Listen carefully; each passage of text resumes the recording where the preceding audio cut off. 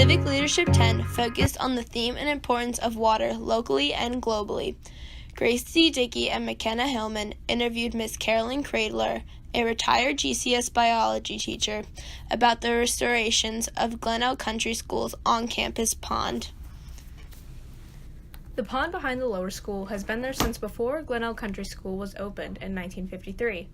Over the years, it's been tidied up 3 times by groups of faculty, students, and parents.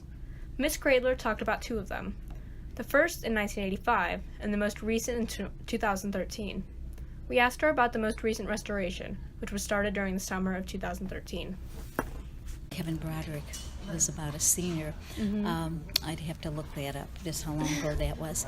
Anyhow, he was looking for an Eagle Scout project, and so wanted to do something on campus. And so we talked at that time, and I told him it's down there.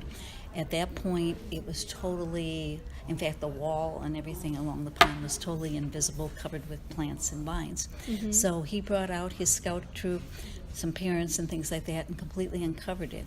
And then we, as this junior class, I think it was, with one of their kind of expeditions, then really built the pier and got that, because it didn't. That was done by students. Mr. Matson was one of the main people that was involved with that. And later, the junior class put in the pier and cleaned up the plant life surrounding the pond.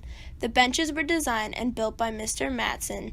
The students also had to move the fish living in the pond as part of the restoration process.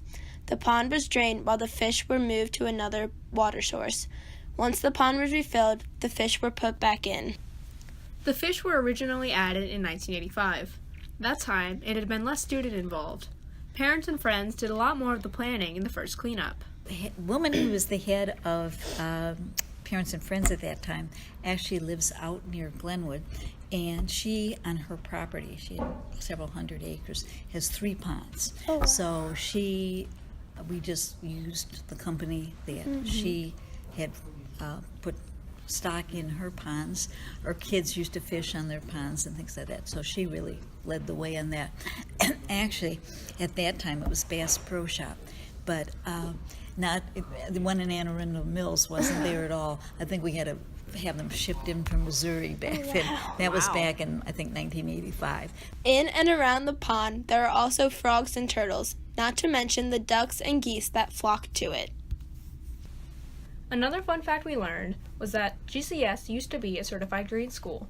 Project Green Schools works with the Department of Education to encourage and reward schools that strive for sustainability and being environmentally friendly. GCS submitted pictures of the 2013 pond cleanup as part of our application portfolio. Mr. Kingdon Gould, who passed away late 2018, cared about the pond deeply, being immortalized standing on the pier in a photograph. When we first put in the pier and that, Mr. Ventry drove him down in a golf cart, and it was a little tricky for him to get on, and I'm standing out on the pier, and I can just see how much he wants to get out on there. And so I asked him, I said, well, if I help you, would you like? He said, oh, he'd like to. So he walked out, and because it was kind of neat to walk out there and be over the water. Yeah. So I really had a nice picture of him that actually went into our green school application. The pond behind the manor house is an important part of Glenelg Country School's campus. It's often used by several classes and summer camps throughout the year. Since the last time the pond was cleaned up, it has become overgrown with plants. The wall is almost hidden by them.